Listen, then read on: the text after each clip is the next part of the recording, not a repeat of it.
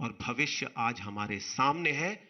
ये बच्चे जो विद्यार्थी और युवा छात्र यहां बैठे हुए हैं, एक बार जोरदार तालियां हो जाइए इनके स्वागत के लिए। चेहरे पे मुस्कान आई, सभा का शुभारंभ हुआ। अब मैं निवेदन करता हूं भारतीय नौसेना के अध्यक्ष, chief of the naval staff, admiral R Hari Kumar श्रीमान, कृपया सभा को संबोधित करें।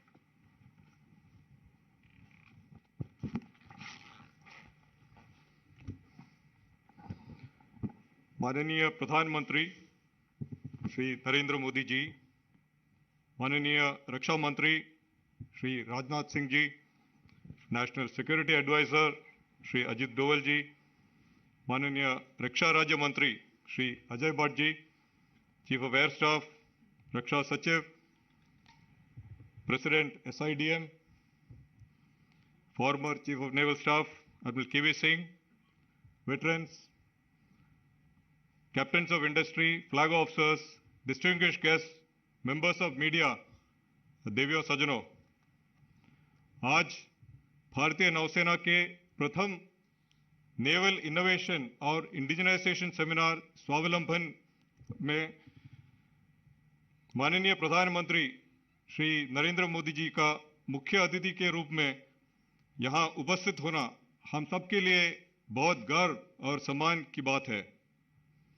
जैसा कि आप सब जानते हैं, डिफेंस में आत्मनिर्भरता को और बढ़ावा देने के लिए naval innovation and indigenisation organisation या NIIO को अगस्त 2020 में लॉन्च किया गया था। स्वावलंबन 2022 भी इस इनिशिएटिव को आगे ले जाने की ओर भारतीय नौसेना का एक और कदम है। इस सेमिनार से डिफेंस सेक्टर में सेल्फ रिलायंस को और प्रोत्साहन मिलेगा और साथ ही भारतीय नौसेना की इंडियन इंडस्ट्री और एकेडमिया के साथ एंगेजमेंट्स को भी गति मिलेगी। We have given this ambitious endeavor the anagram title SPRINT, which stands for supporting pole vaulting in R&D through IDEX, NIIO and TDAC। इस महत्वपूर्ण पहल के द्वारा हमने 15 अगस्त 2023 तक भारतीय नौसेना के लिए 75 इंडिजिनस टेक्नोलॉजीज डेवलप करने का टारगेट रखा है, जो हमारे आजादी का अमृत महोत्सव सेलिब्रेशंस का हिस्सा बनेगा। देवियों सज्जनों, भारतीय नौसेना हमेशा से आत्मनिर्भरता की तरफ पूरी तरह से कमिटेड रही है। नौसेना खरीदी नहीं जाती है, बल्कि देश में ही बनाई जाती है। Navies are meant to be built and not bought. इस मूलभूत विश्वास के साथ भारतीय नौसेना सेल्फ रिलायंस और इंडिजिनाइजेशन की राह पर पूर्ण रूप से फोकस्ड है। In the last few years, this quest has gained significant momentum and traction with the establishment of a conducive environment in our country, supporting and aiding indigenization and technological growth. As an aspirational India rises, our upward trajectory will depend in great measure on the synergies that can be fostered between every single stakeholder, the government, the service, the industry, academia, as well as every citizen. और इस synergy को build करने में कई firms का महत्वपूर्ण योगदान रहा है। सिर्फ बिग बिजनेस हाउसेस ही नहीं, MSMEs और स्टार्टअप्स भी इसमें शामिल हैं। नेक्स्ट जनरेशन और नीश डिफेंस टेक्नोलॉजीज की डेवलपमेंट के लिए ये इकोसिस्टम अपनी पूरी क्षमताओं के साथ इस अभियान को सफल बनाने के लिए तत्पर है। जैसे कि हमारे माननीय प्रधानमंत्री जी ने जर्मनी में हमारे इंडियन कम्युनिटी को संबोधित किया था कि आज भारत में 3rd लार्जेस्ट स्टार्टअप इकोसिस्टम है और हर 10 दिन में एक नया यूनिकॉर्न राइज हो रहा है। इसके अलावा देश में हर महीने on an average 5,000 patents file किए जा रहे हैं। ये हम सब के लिए बहुत गर्व की बात है कि आज ऐसी नीश टेक्नोलॉजीज को डेवलपमेंट करवाने का पोटेंशियल हमारे देश में है। इस सेमिनार के माध्यम से भारतीय नौसेना देश के इंटेलेक्चुअल और इनोवेटिव कैपिटल को अधिक से अधिक बढ़ावा देना चाहती है। We shall also, by means of this seminar, pursue the Honorable Prime Minister's vision of Sagar by showcasing Indian industries' capabilities across the Indian Ocean region as part of our outreach. अंत में मैं एक बार फिर से माननीय प्रधानमंत्री श्री नरेंद्र मोदी जी, माननीय रक्षा मंत्री श्री राजनाथ सिंह जी और यहाँ उपस्थित सभी विशिष्ट अतिथिगणों को आभार जताना चाहता हूं, जिन्होंने अपना कीमती समय निकालकर इस सेमिनार को हम सब के लिए खास बनाया है। मैं आशा करता हूं कि इस सेमिनार के दौरान किए गए विचार विमर्श हमारे लिए काफी लाभदायक होंगे। धन्यवाद। जय हिंद।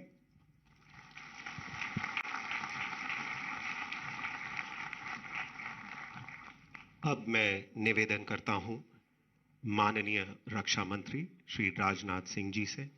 श्रीमान कृपया सभा को संबोधित करें।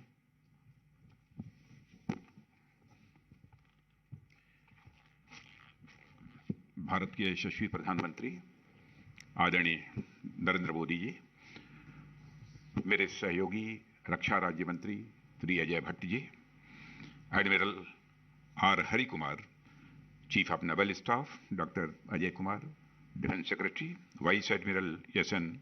घोरमड़े, vice chief of naval staff Shri S P. Shukla, president SIDM, अन्य सारे सीनियर ऑफिशियल्स, मेरे मीडिया के मित्रों, अन्य देवियों व सज्जनों, सबसे पहले मैं नए भारत के शिल्पी माननीय प्रधानमंत्री श्री नरेंद्र मोदी जी का naval innovation and Indianisation organisation seminar Swavlamban में हार्दिक स्वागत करता हूं, अभिनंदन करता हूं।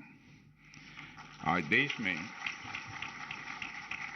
देश में रक्षा समेत सभी क्षेत्रों में स्वावलंबन की जो लहर उठी है, वह प्रधानमंत्री जी की दूरदर्शिता का ही यह प्रमाण है। किसी समय महात्मा गांधी ने स्वदेशी आंदोलन को राष्ट्रीय स्वाभिमान से जोड़ा था और हमें विदेशियों से मुक्ति दिलाई थी। साथियों, आप सभी इस बात को अच्छी तरह जानते हैं कि आज माननीय प्रधानमंत्री जी आत्मनिर्भर भारत आंदोलन को राष्ट्रीय स्वाभिमान से जोड़ते हुए विदेश पर निर्भरता से मुक्ति दिलाने का सतत प्रयास कर रहे हैं। आज नया भारत नए संकल्प के साथ नए लक्ष्यों की ओर तेजी से आगे बढ़ रहा है। नया भारत नई नई पहलें और नूतन प्रयास भी कर रहा है। उन्हीं पहलों और प्रयासों की श्रृंखला की एक महत्वपूर्ण कड़ी है आज naval innovation and Indianisation organisation seminar या स्वावलंबन। अपनी तमाम व्यस्तताओं के बीच भी आप अपना मार्गदर्शन देने के लिए यहां हम सबके बीच उपस्थित हैं। मैं पुनः एक बार अपनी तरफ से और यहां उपस्थित सभी की तरफ से हार्दिक अभिनंदन करता हूं। प्रधानमंत्री जी, स्वावलंबन की दृष्टि से आज का यह दिन यानी 18 जुलाई एक बड़ा खास है। 1980 में आज ही के दिन हमारे देश ने स्पेस टेक्नोलॉजी के क्षेत्र में आत्मनिर्भरता की ओर अपना पहला कदम बढ़ाया था और आज के ही दिन हमारे देश ने इंडिजिनस लॉन्च व्हीकल से इंडिजिनस सैटेलाइट रोहिणी को सफलतापूर्वक लॉन्च भी किया था। और इस लॉन्चिंग के साथ ही देश में स्पेस सेक्टर में आत्मनिर्भरता का मार्ग यह प्रशस्त हुआ और स्पेस टेक्नोलॉजी के क्षेत्र में भारत आज दुनिया के अग्रणी देशों में से एक है। माननीय प्रधानमंत्री जी, मैं आपको अवगत कराना चाहूंगा कि हमारा रक्षा क्षेत्र आज बड़ी तेजी से आत्मनिर्भरता की ओर आगे बढ़ रहा है। काफी समय पहले ही in house ship design organisation setup कर इंडियन नेवी ने इस राह में एक पायनियर की भूमिका निभाई है। आपने विभिन्न प्रोजेक्ट्स के माध्यम से इंडियन नेवी ने बायर्स नेवी से बिल्डर्स नेवी बनने की दिशा में एक महत्वपूर्ण यात्रा भी तय की है। मुझे यह कहते हुए बड़ी सुखद अनुभूति होती है कि इंडियन नेवी ने सरफेस सब सरफेस और एयर डोमेन्स में आत्मनिर्भरता की ओर यह अद्भुत प्रगति की है। हमारी वारशिप में लगातार बढ़ता इंडिजिनस कंटेंट इस बात का एक बहुत बड़ा प्रमाण है। जल्द ही कमीशन होने वाले एयरक्राफ्ट कैरियर, जिसमें 76% और state of the art Visakhapatnam class stealth destroyers में इंडिजिनस कंटेंट 90% तक पहुंच गया है। हमारी शिपयार्ड्स और इंडस्ट्रीज द्वारा इस तरह की कैपेसिटी और कैपेबिलिटी डेवलप करना निश्चित ही राष्ट्र के लिए एक गौरव का विषय है। साथियों, आज हमारा देश आजादी का अमृत महोत्सव मना रहा है और वहीं दूसरी ओर देश आजादी की नई और व्यापक परिभाषाएं बिगड़ रहा है। कुछ दशकों पहले आजादी का अर्थ होता था विदेशी शासकों और कॉलोनियल रूल से मुक्ति। आजादी का अर्थ होता था राजनीतिक सत्ता की प्राप्ति। पर आज आजादी की परिभाषा में आत्मनिर्भरता का एक नया डायमेंशन स्वाभाविक रूप से जुड़ गया है। वर्तमान में हमने अनेक ऐसे क्षेत्रों में आत्मनिर्भरता हासिल कर ली है जिसके बारे में कुछ साल पहले तक हम कभी कल्पना भी नहीं कर सकते थे। खाद्यान्न के क्षेत्र में हमने न केवल आत्मनिर्भरता हासिल की है, बल्कि आज हम इसकी प्रमुख एक्सपोर्टर कंट्रीज में से एक बन गए हैं। आज देश में बनी कारें विदेशों में तेजी से दौड़ रही हैं और भारत में निर्मित वैक्सीन दुनिया भर के लोगों के जीवन की रक्षक बन रही हैं। हमारे स्पेस क्राफ्ट दूसरे देशों के सैटेलाइट्स को स्पेस में ले जा रहे हैं और इसी तरह अनेक सेक्टर्स में भारत न केवल आत्मनिर्भर है, बल्कि दूसरे देशों की जरूरतें भी भारत पूरी कर रहा है। साथियों, हमारी इस आत्मनिर्भरता का अर्थ केवल इकोनॉमिक कंस्ट्रेंट्स को पार करना ही नहीं है, बल्कि उसके साथ डिप्लोमेटिक कंस्ट्रेंट्स को पार करते हुए देश के लिए डिसीजनल ऑटोनॉमी हासिल करना है। और इन सभी क्षेत्रों में आत्मनिर्भरता का परिणाम है कि दुनिया में आज भारत की नई छवि निर्मित हुई है। दुनिया भारत को सुन रही है और इसकी ओर आशा भरी नजरों से देख भी रही है। भारत की इस प्रतिष्ठा के पीछे माननीय प्रधानमंत्री जी का मार्गदर्शन में रक्षा क्षेत्र में आत्मनिर्भरता के प्रयासों का निश्चित ही एक बड़ा योगदान है। साथियों, इनोवेशन और इंडिजिनाइजेशन डिफेंस सेक्टर में आत्मनिर्भरता की राह में एक महत्वपूर्ण कंपोनेंट्स हैं।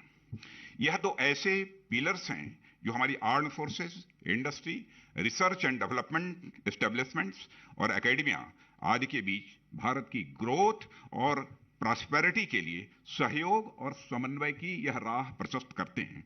और मुझे कहते हुए खुशी होती है कि माननीय प्रधानमंत्री जी द्वारा आत्मनिर्भर भारत के आह्वान के बाद रक्षा मंत्रालय ने डिफेंस सेक्टर में आत्मनिर्भरता लाने के उद्देश्य से अनेक महत्वपूर्ण कदम उठाए हैं, जो इनोवेशन और इंडिजिनाइजेशन को बढ़ावा देने के लिए यह अत्यंत महत्वपूर्ण है।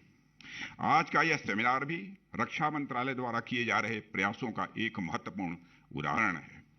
माननीय प्रधानमंत्री जी, मुझे आपको यह बताते हुए खुशी होती है कि आत्मनिर्भर भारत अभियान के अनुरूप पिछले फाइनेंशियल ईयर में नौसेना ने अपने कैपिटल बजट का 64% से अधिक हिस्सा डोमेस्टिक प्रोक्योरमेंट में खर्च किया है और करंट फाइनेंशियल ईयर में इंडिजिनस प्रोक्योरमेंट करने के लिए हिस्सा 70% तक बढ़ जाएगा। और प्राइवेट इंडस्ट्री, एमएसएमईज तथा स्टार्टअप्स की सक्रिय भागीदारी के साथ इनोवेशंस फॉर डिफेंस एक्सीलेंस तथा टेक्नोलॉजी डेवलपमेंट फंड स्कीम्स के तहत आने वाले अनेक प्रोजेक्ट के माध्यम से रक्षा क्षेत्र में इनोवेशन को बढ़ावा दिया जा रहा है। इन प्रयासों से हमारी नौसेना की न केवल हमारे देश के मैरीटाइम इंटरेस्ट को सुरक्षित रखने, बल्कि माननीय प्रधानमंत्री मित्र देशों के हितों की सुरक्षा करने के लिए भी आवश्यक क्षमताओं में काफी वृद्धि होगी, ऐसा मेरा विश्वास है। इंडियन ओशन रीजन और इंडो पैसिफिक में इंडियन नेवी का रोल और भी आगे बढ़ने वाला है। मुझे पूरा विश्वास है कि हमारी नेवी हर समय और परिस्थिति में अपने आप को साबित करने में पूरी तरह से कामयाब होगी, सफल होगी। आज इस सेमिनार में बड़ी संख्या में स्टूडेंट्स और रिसर्चर्स, जिसे हम प्रत्यक्ष अपनी आंखों से देख सकते हैं, यहां मौजूद हैं। मैं हमारे युवा मित्रों से आग्रह करता हूं कि आप सभी अपनी पूरी ताकत के साथ सामने आएं और माननीय प्रधानमंत्री जी के विजन के अनुरूप रिसर्च एंड इनोवेशन के माध्यम से हमारी आर्म फोर्सेस और राष्ट्र को सशक्त, समृद्ध और आत्मनिर्भर बनाने में आप अपना योगदान दें। स्वावलंबन जैसे सेमिनार्स हमारे सामने आने वाली वर्तमान और भविष्य की चुनौतियों से निपटने के लिए आवश्यक कैपेसिटीज और कैपेबिलिटीज डेवलप करने के लिए यह अत्यंत आवश्यक हैं। इस सेमिनार ने हमें एक अवसर दिया है कि हम न केवल डिफेंस सेक्टर बल्कि सभी डोमेन्स में आत्मनिर्भरता के प्रति अपने संकल्प को दोहराएं और राष्ट्र निर्माण में अपनी महत्वपूर्ण भूमिका भी निभाएं। साथियों, मैं एक बार पुनः माननीय प्रधानमंत्री जी को अपना सानिध्य प्रदान करने के लिए धन्यवाद देता हूं और मैं आप सभी को भविष्य के प्रयासों की सफलता के लिए हार्दिक शुभकामनाएं देते हुए अपना निवेदन समाप्त करता हूं। आप सबको बहुत बहुत धन्यवाद।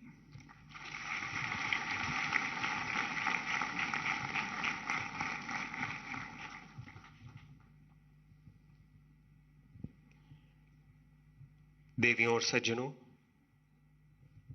अब मैं मुख्य अतिथि माननीय प्रधानमंत्री जी श्री नरेंद्र मोदी से निवेदन करता हूं, कृपया विशेष पुस्तक Indian navy vision document for unmanned systems का अनावरण करें।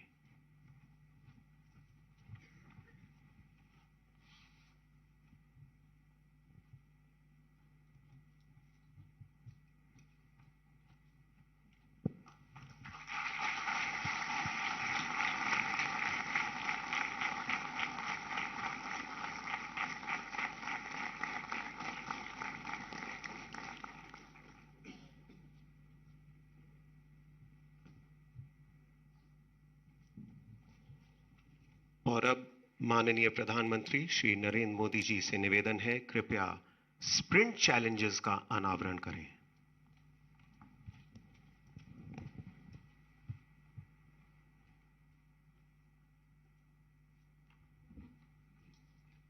To make country self-reliant and self-sufficient in defense technologies, a progressive step of co-creation and co-development was launched by Prime Minister Shri Narendra Modi in 2018.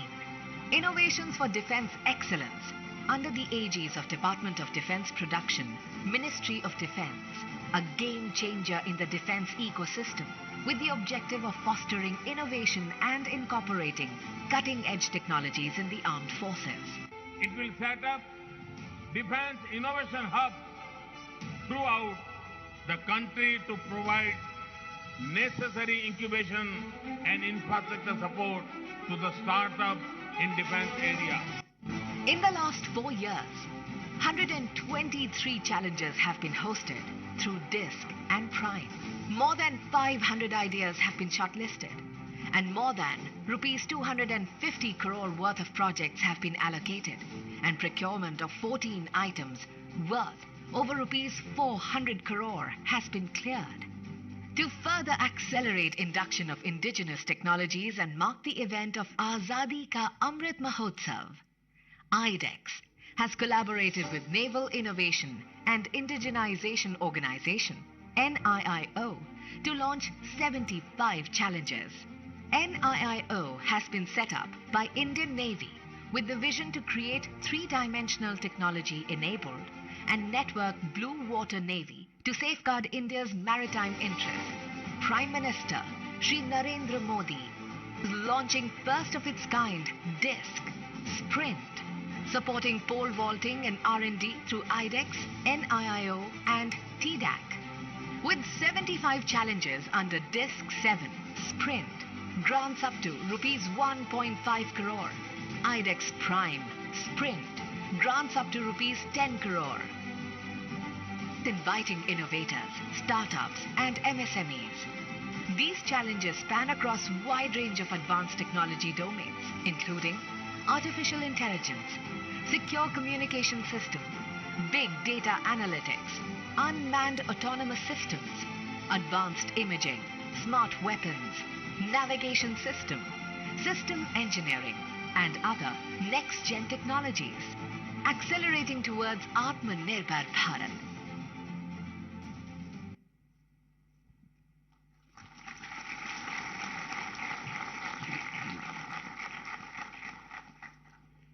देवियों और सज्जनों, अब समय आ गया है उस आवाज को सुनने का जिसने हमारे देश को, हमारे भविष्य को एक नई दिशा दी है।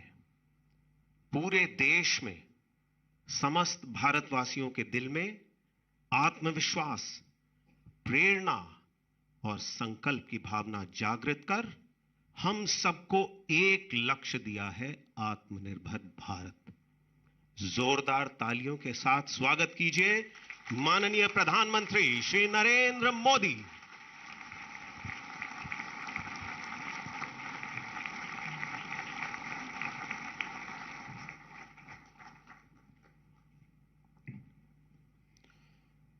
मंत्रिमंडल के मेरे साथी Shri Rajnath Singh ji, Shri Ajay Bhatt ji, chief of naval staff, vice chief of naval staff, defence secretary, SIDM के प्रेसिडेंट, इंडस्ट्री और एकेडेमिया से जुड़े सभी साथी, अन्य सभी महानुभाव, देवी और सज्जनों, भारतीय सेनाओं में आत्मनिर्भरता का लक्ष्य 21वीं सदी के भारत के लिए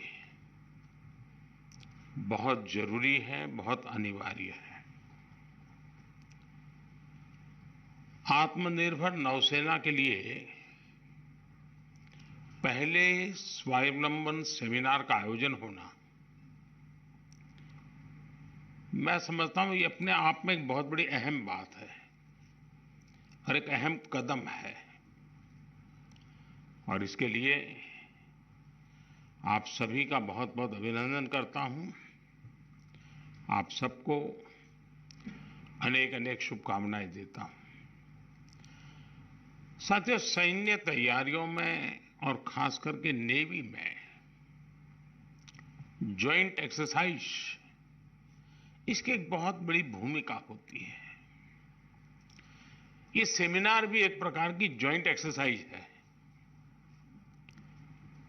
आत्मनिर्भरता के लिए इस जॉइंट एक्सरसाइज में नेवी, इंडस्ट्री, MSMEs, एकेडेमिया, यानी दुनिया के लोग और सरकार के प्रतिनिधि, हर स्टेक होल्डर आज एक साथ मिलकर के एक लक्ष्य को लेकर के सोच रहा है। जॉइंट एक्सरसाइज का लक्ष्य होता है कि सभी पार्टिसिपेंट्स को ज्यादा से ज्यादा एक्सपोजर मिले, एक दूसरे के प्रति समझ बढ़े, बेस्ट प्रैक्टिसेस को एडॉप्ट किया जा सके। ऐसे में इस जॉइंट एक्सरसाइज का लक्ष्य बहुत महत्वपूर्ण है। हम मिलकर अगले साल 15 अगस्त तक नेवी के लिए 75 इंडिजीनियस टेक्नोलॉजीज का निर्माण करेंगे। ये संकल्प ही अपने आप में बहुत बड़ी ताकत है और आपका पुरुषार्थ, आपका अनुभव, आपका ज्ञान इसे जरूर सिद्ध करेगा। आज जब भारत अपनी आजादी के 75 का पर्व मना रहा है, अमृत महोत्सव मना रहा है, तब ऐसे लक्ष्यों की प्राप्ति आत्मनिर्भरता के हमारे लक्ष्यों को और गति देगी। वैसे मैं ये भी कहूंगा कि 75 इंडिजीनियस टेक्नोलॉजीज का निर्माण एक प्रकार से पहला कदम है। हमें इनकी संख्या को लगातार बढ़ाने के लिए काम करना है। आपका लक्ष्य होना चाहिए कि भारत का जब अपनी आजादी के 100 वर्ष का पर्व मनाए, उस समय हमारी नौसेना एक अभूतपूर्व ऊंचाई पर हो। साथियों, हमारे समंदर, हमारी तटीय सीमाएं, हमारे आर्थिक आत्मनिर्भरता के बहुत बड़े संरक्षक भी और एक प्रकार से संवर्धक भी हैं। इसलिए भारतीय नौसेना की भूमिका निरंतर बढ़ती जा रही है। इसलिए नौसेना के साथ ही देश की बढ़ती जरूरतों के लिए भी नौसेना का स्वावलंबी होना बहुत आवश्यक है। मुझे विश्वास है ये सेमिनार और इससे निकला अमृत हमारी सेनाओं को स्वावलंबी बनाने में बहुत मदद करेगा। साथियों, आज जब हम डिफेंस में आत्मनिर्भर भविष्य की चर्चा कर रहे हैं, तब ये भी आवश्यक है कि बीते दशकों में जो हुआ उससे हम सबक भी लेते रहे हैं। इससे हमें भविष्य का रास्ता बनाने में मदद मिलेगी। आज जब हम पीछे देखते हैं तो हमें अपनी समृद्ध मैरीटाइम हेरिटेज के दर्शन होते हैं। भारत का समृद्ध ट्रेड रूट इस विरासत का हिस्सा रहा है। हमारे पूर्वज समंदर पर अपना वर्चस्व इसलिए कायम कर पाए क्योंकि उन्हें हवा की दिशा के बारे में, अंतरिक्ष विज्ञान के बारे में बहुत अच्छी जानकारी थी। किस ऋतु में हवा की दिशा क्या होगी, कैसे हवा की दिशा के साथ आगे बढ़कर हम पड़ाव पर पहुंच सकते हैं, इसका ज्ञान हमारे पूर्वजों की बहुत बड़ी ताकत थी। देश में ये जानकारी भी बहुत कम लोगों को है कि भारत का डिफेंस सेक्टर आजादी से पहले भी काफी मजबूत हुआ करता था। आजादी के समय देश में 18 ऑर्डिनेंस फैक्ट्रीज थी, जहां आर्टिलरी गन समेत कई तरह के सैनिक साजो सामान हमारे देश में बना करते थे। दूसरे विश्व युद्ध में रक्षा उपकरणों के हम एक अहम सप्लायर थे। हमारे हॉवित्जर तोपों, ईशापुर राइफल फैक्ट्री में बनी मशीन गनों को उस समय श्रेष्ठ माना जाता था। हम बहुत बड़ी संख्या में एक्सपोर्ट किया करते थे। लेकिन फिर ऐसा क्या हुआ कि एक समय में हम इस क्षेत्र में दुनिया के सबसे बड़े इंपोर्टर बन गए। और थोड़ा हम नजर करें कि प्रथम और द्वितीय विश्व युद्ध ने बहुत विनाश किया। अनेक प्रकार के संकटों से दुनिया के बड़े बड़े देश फंसे पड़े थे, लेकिन उस संकट को भी आपदा को अवसर में पलटने का उन्होंने प्रयास किया। और उन्होंने आयुध के निर्माण के अंदर और दुनिया के बड़े मार्केट को कब्जे करने की दिशा में लड़ाई में से वो रास्ता खोजा और स्वयं एक बहुत बड़े निर्माणकर्ता और बहुत बड़े सप्लायर बन गए डिफेंस की दुनिया में। यानी युद्ध झेला, लेकिन उसमें से उन्होंने ये रास्ता भी खोजा।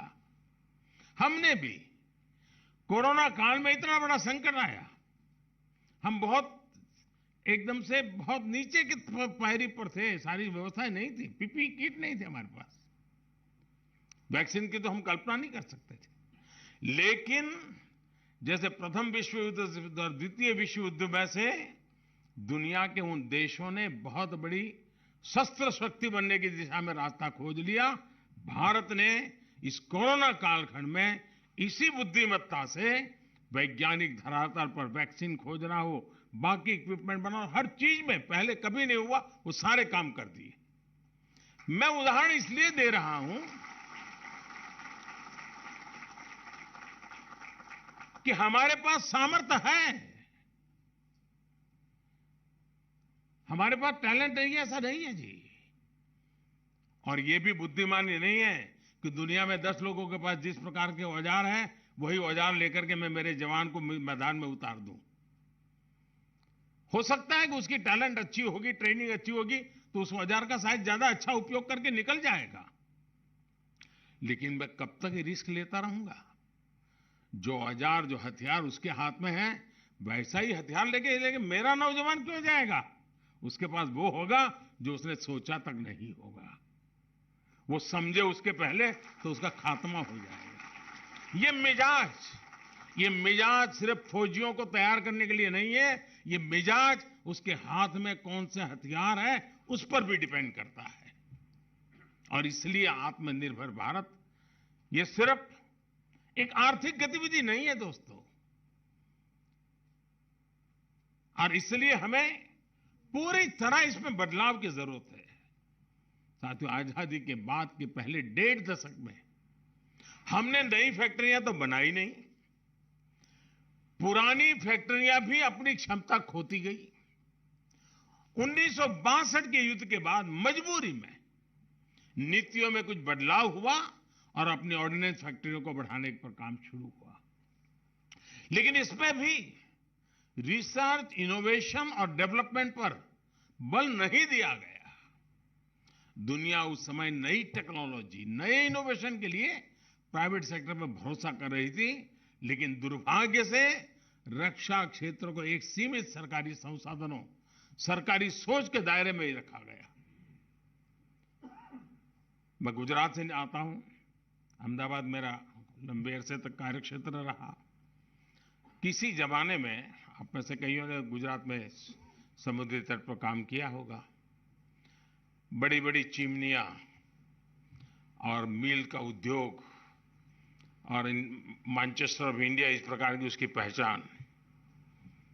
कपड़े के क्षेत्र में बहुत बड़ा नाम था अहमदाबाद का। क्या हुआ? इनोवेशन नहीं हुआ, टेक्नोलॉजी अपग्रेडेशन नहीं हुआ, टेक्नोलॉजी ट्रांसफर नहीं हुई। इतनी ऊंची ऊंची चिड़ियां जमीन दोस्त हो गई। दोस्तों, हमारे आंख के सामने हमने देखा है। ये एक जगह पे होता है तो दूसरी जगह पे नहीं होगा, ऐसा नहीं है। और इसलिए इनोवेशन निरंतर आवश्यक होता है, और वो भी इंडिजीनियस ही इनोवेशन हो सकता है। बिकाऊ माल से तो कोई इनोवेशन हो ही नहीं सकता है जी।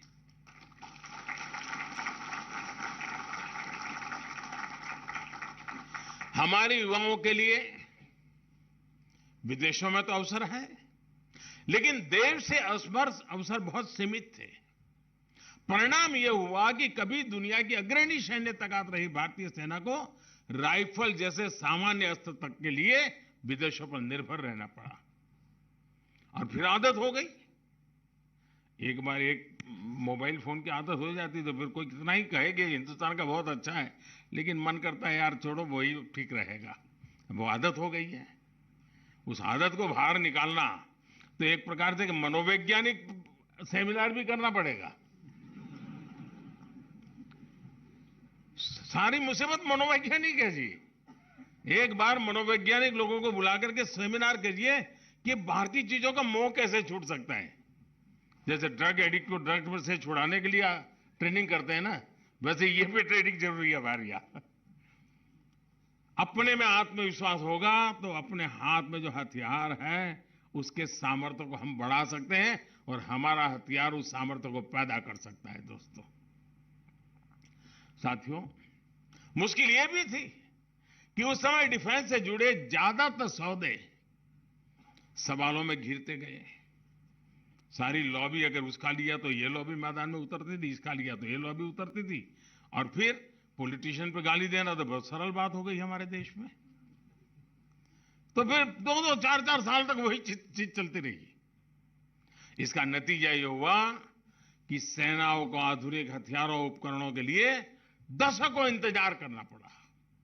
साथियों, डिफेंस से जुड़ी हर छोटी छोटी जरूरत के लिए विदेशों पर निर्भरता हमारे देश के स्वाभिमान, हमारे आर्थिक नुकसान के साथ ही रणनीतिक रूप से बहुत ज्यादा गंभीर खतरा है। इस स्थिति से देश को बाहर निकालने के लिए 2014 के बाद हमने मिशन मोड पर काम शुरू किया है। बीते दशकों की अप्रोच से सीखते हुए आज हम सबका प्रयास उसकी ताकत से नए डिफेंस इकोसिस्टम का विकास कर रहे हैं।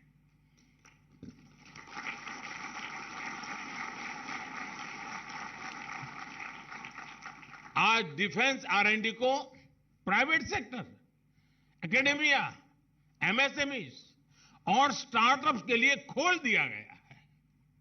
अपनी पब्लिक सेक्टर डिफेंस कंपनियों को हमने अलग अलग सेक्टर में संगठित कर उन्हें एक नई ताकत दी है। आज हम ये सुनिश्चित कर रहे हैं कि IIT जैसे अपने प्रीमियर इंस्टीट्यूशन को भी हम डिफेंस रिसर्च और इनोवेशन से कैसे जोड़ें। हमारे यहाँ तो कठिनाई ये है कि हमारे टेक्निकल यूनिवर्सिटी या टेक्निकल कॉलेजेस या इंजीनियरिंग की दुनिया, वहां डिफेंस के इक्विपमेंट रिलेटेड कोई कोर्स ही पढ़ाए नहीं जाते। मान लिया है तो बाहर से मिल जाएगा, यहां कहां पढ़ने की जरूरत है। यानी ये हमारी पूरी यानी एक दायरा ही बदल चुका था जी।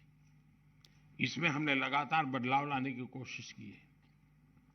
डीआरडीओ और इसरो की कटिंग एज टेस्टिंग, इस सुविधाओं से हमारे युवाओं को, स्टार्टअप्स को ज्यादा से ज्यादा बल मिले, ये प्रयास किए जा रहे हैं। मिसाइल सिस्टम, सबमरीन्स, तेजस फाइटर जेट्स जैसे अनेक साजो सामान जो अपने तय लक्ष्यों से कई कई साल पीछे चल रहे थे, उनको गति देने के लिए हमने साइलोस को दूर किया। मुझे खुशी है कि देश के पहले स्वदेश निर्मित एयरक्राफ्ट कैरियर की कमीशनिंग का इंतजार भी बहुत जल्द समाप्त होने वाला है। एनआईआई हो, आईडेक्स हो या फिर टीडेक, ये सभी आत्मनिर्भरता के ऐसे ही विराट संकल्पों को गति देने वाले हैं।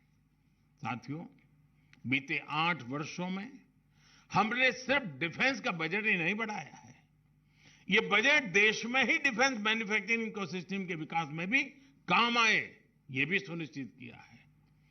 रक्षा उपकरणों की खरीद के लिए तय बजट का बहुत बड़ा हिस्सा आज भारतीय कंपनियों से खरीद में ही लग रहा है। और ये बात हम मान के चले जी, आप में तो सब परिवारजन वाले लोग हैं, परिवार की दुनिया आप भलीभांति समझते हैं, जानते हैं। आप अपने बच्चे को घर में मान सम्मान प्यार न दो और चाहो कि मोहल्ले वाले आपके बच्चे को प्यार करें तो होने वाला है। आप उसको हर दिन निकम्मा कहते रहोगे और आप चाहोगे पड़ोसी उसको अच्छा कहे, कैसे होगा। हम हमारे हथियार जो उत्पादन होते हैं उसकी इज्जत हम नहीं करेंगे और हम चाहेंगे कि दुनिया हमारे हथियारों की इज्जत करे, तो ये संभव नहीं होने वाला है। शुरुआत हमें अपने से करनी होती है। और ब्रह्मोस इसका उदाहरण है। जब भारत ने ब्रह्मोस को गले लगाया, दुनिया ब्रह्मोस को गले लगाने के लिए आज कतार में खड़ी हो गई है। दोस्तों, हमें अपने हर निर्मित चीजों के प्रति हमें गर्व होना चाहिए। और मैं भारत की सेनाओं को बधाई दूंगा, उन्होंने 300 से अधिक हथियारों, उपकरणों की सूची बनाई है जो मेड इन इंडिया ही होंगे और उनका उपयोग हमारी सेनाएं करेगी। उन चीजों को हम बाहर से नहीं लेंगे। मैं इस निर्णय के लिए तीनों सेनाओं के सभी साथियों को बहुत बहुत बधाई देता हूं। साथियों, ऐसे प्रयासों का परिणाम अब दिखने लगा है। बीते 4-5 सालों में हमारा डिफेंस इंपोर्ट लगभग 21% कम हुआ है, इतने कम समय में।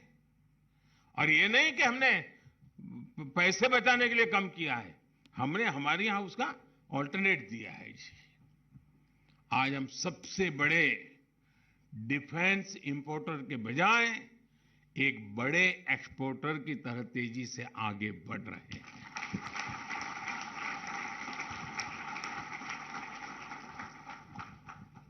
ये ठीक है कि एप्पल और ऑरेंज की तुलना नहीं हो सकती है, लेकिन भारत के मन की मैं बात बताना चाहता हूं, हिंदुस्तान के लोगों की ताकत की बात बताना चाहता हूं। इस कोरोना काल में मैंने ऐसे ही विषय छेड़ा था, बड़ा हल्का फुल्का विषय था कि कोरोना काल में उस संकट में मैं देश पर कोई बड़ा बोझ हो ऐसी बातें करना नहीं चाहता था। और इसलिए मैंने कहा, देखो भाई, हम बाहर से खिलौने क्यों लेते हैं? छोटा सा विषय है, बाहर से खिलौने क्यों लेते हैं? हमारे खिलौने के हम तो क्यों नहीं जाते? हम हमारे खिलौने दुनिया में क्यों नहीं भेज सकते? हमारे खिलौने के पीछे, खिलौने बनाने वाले के पीछे हमारी सांस्कृतिक परंपरा की सोच पड़ी हुई, तो उसमें से वो खिलौने बनाता है। एक ट्रेनिंग होती है। छोटी सी बात थी, एक आध सेमिनार किया, एक आध वर्चुअल कॉन्फ्रेंस की, थोड़ा उनको उत्साहित किया।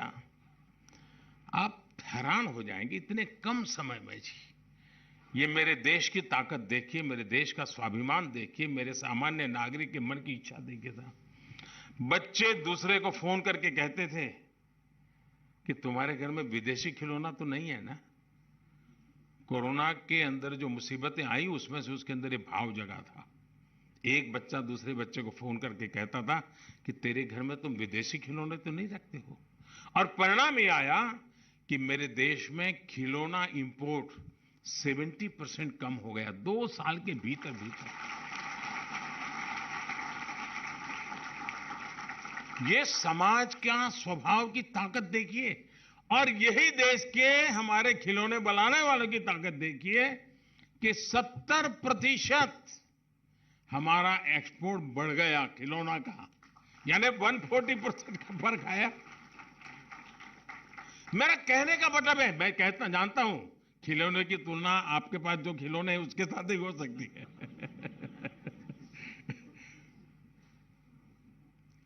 इसलिए मैंने कहा एप्पल और ऑरेंज की तुलना नहीं होती। मैं तुलना कर रहा हूं भारत के सामान्य मानवीय के मन की ताकत, और वो ताकत खिलौने वाले को काम आ सकती है, वो ताकत मेरे देश के सैन्य शक्ति को भी काम आ सकती है।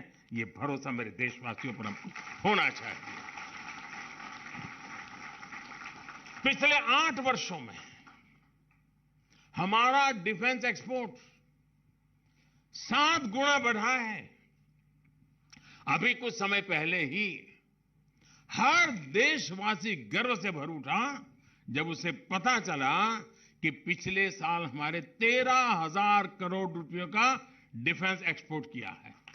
13,000 करोड़ रुपीस, और इसमें भी 70% हिस्सेदारी हमारे प्राइवेट सेक्टर की है।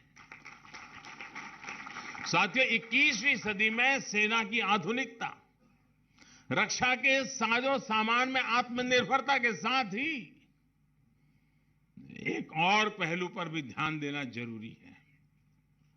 आप भी जानते हैं कि अब राष्ट्रीय सुरक्षा के लिए खतरे भी व्यापक हो गए हैं और युद्ध के तौर तरीके भी बदल रहे हैं। पहले हम सिर्फ लैंड, सी और स्काई तक ही अपने डिफेंस की कल्पना करते थे। अब ये दायरा स्पेस यानी अंतरिक्ष की तरफ बढ़ रहा है, साइबर स्पेस की तरफ बढ़ रहा है, आर्थिक और सामाजिक स्पेस की तरफ बढ़ रहा है।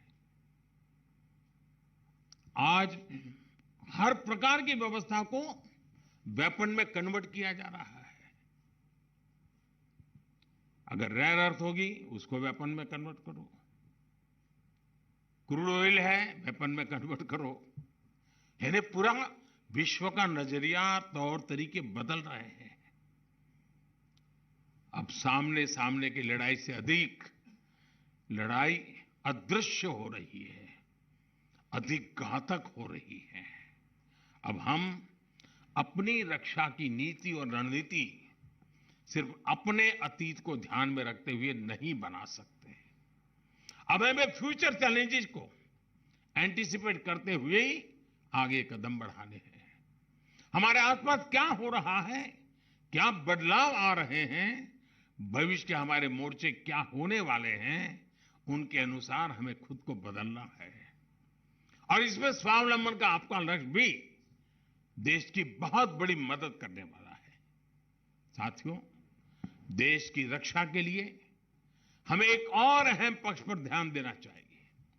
हमें भारत के आत्मविश्वास को, हमारी आत्मनिर्भरता को चुनौती देने वाली ताकतों के विरुद्ध भी युद्ध तेज करना है। जैसे जैसे भारत ग्लोबल स्टेज पर पद को स्थापित कर रहा है, खुद को स्थापित कर रहा है, वैसे वैसे मिस इन्फॉर्मेशन, डिसइन्फॉर्मेशन, अपप्रचार के माध्यम से लगातार हमले हो रहे हैं। इंफॉर्मेशन को भी हथियार बना दिया गया है जी।